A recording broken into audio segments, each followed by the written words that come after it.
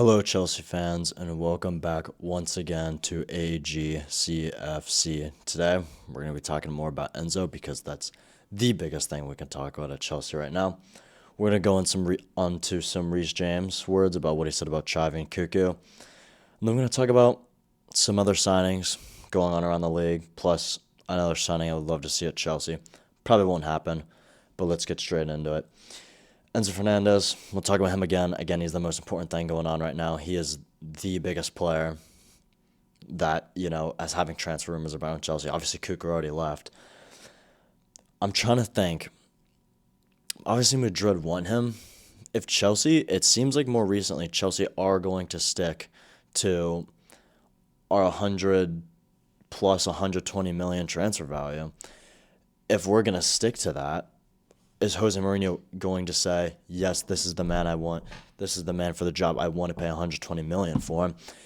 Maybe the World Cup will have an influence on him. I think he'll have a good tournament. If he does, maybe Jose Mourinho will want to pay that price of 120 plus million. But I don't know, because it seems more and more like Chelsea aren't going to budge. But at the same time, Enzo, we know he's going to keep forcing it. So he's going to want to leave. So I don't know what's going to happen. It's going to be a day-to-day basis. We'll keep talking about it here on AGFCFC as things go on.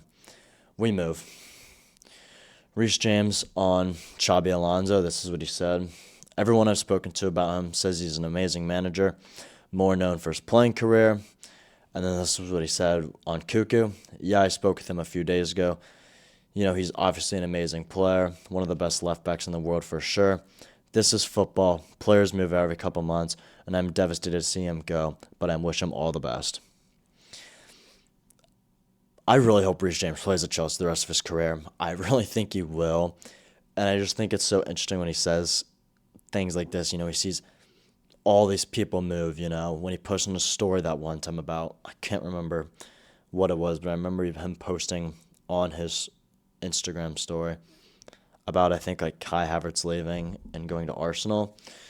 But it's so good knowing I can sit here and talk about Reece James and never really have to worry about him leaving.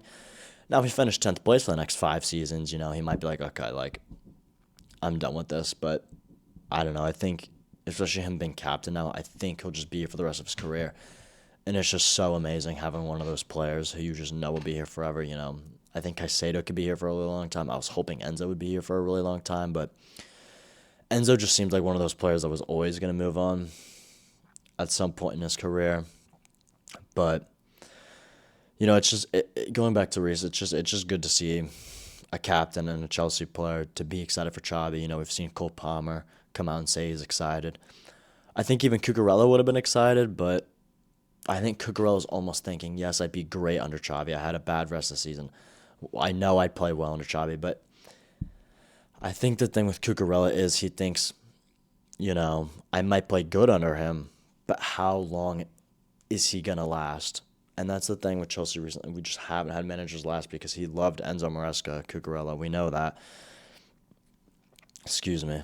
And so it's just hard for players like Cucurella. I understand why they want to move on, and it's impossible. When a team like Madrid come along, I understand. We finished 10th. Why would you want to stay? Madrid's a guaranteed, contender for the league every year, and the Champions League. Yeah, maybe they haven't been as great recently, but they're always going to be up there. We move on. Olise, I've seen some words about him talking about Chelsea. There's a big quote, go blah, blah, blah, but I also learned a lot in my prestigious academies I played at, particularly Chelsea and Man City. That was said from Olise, about a week ago, I think.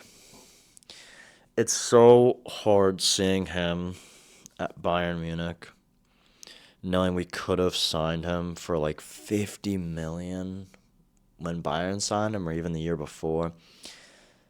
Listen to his player traits. 100% percentile for touches. Literally can't get better.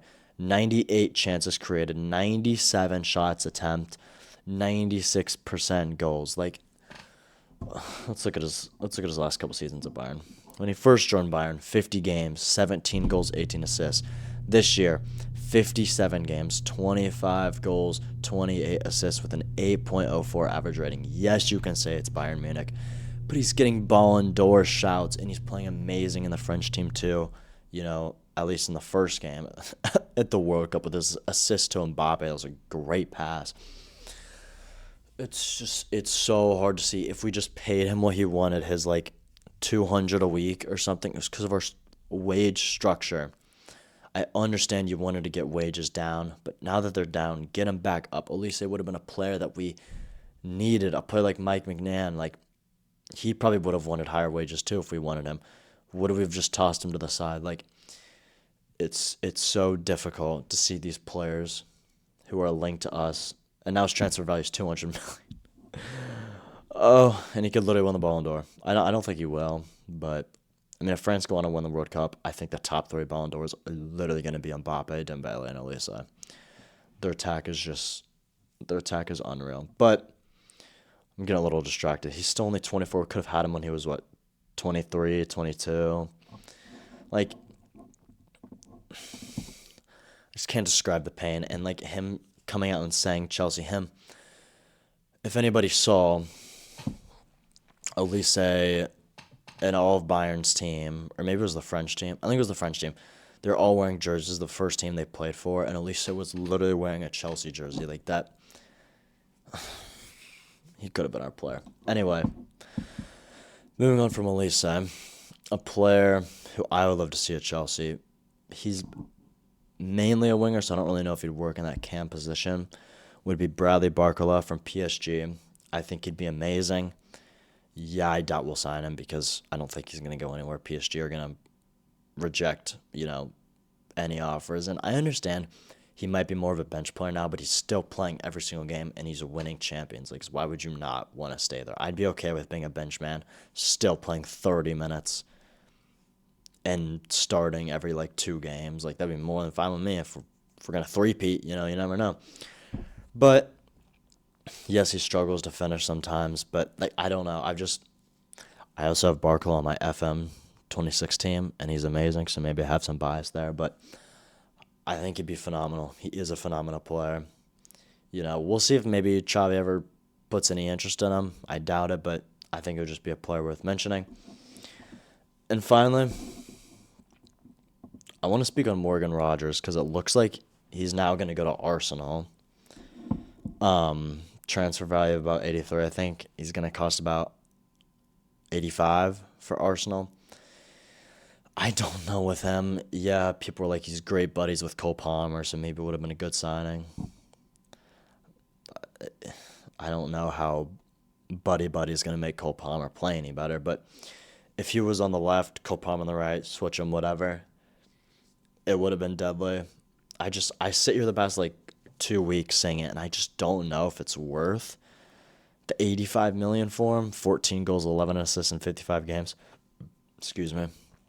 Yes, he's playing for Villa. They're a good team, but obviously if he was on a Man City team, his stats would probably be a lot better. I don't know if it's going to work at Arsenal for him. Maybe I'm just hating because London will always be blue, that sort of thing. But I don't know. I'm looking at his player traits, at least on FootMob here. That's where I get all my stats and information. And nothing is impressing me. The only better stat he has is 76 percentile in aerial duels won. It's because he's 6'2". I mean, I don't really care about that.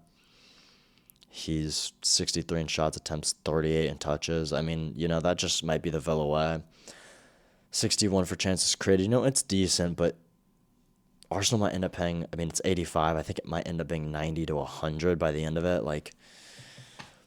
If you were to tell me we had to pay $100 million for Morgan Rogers,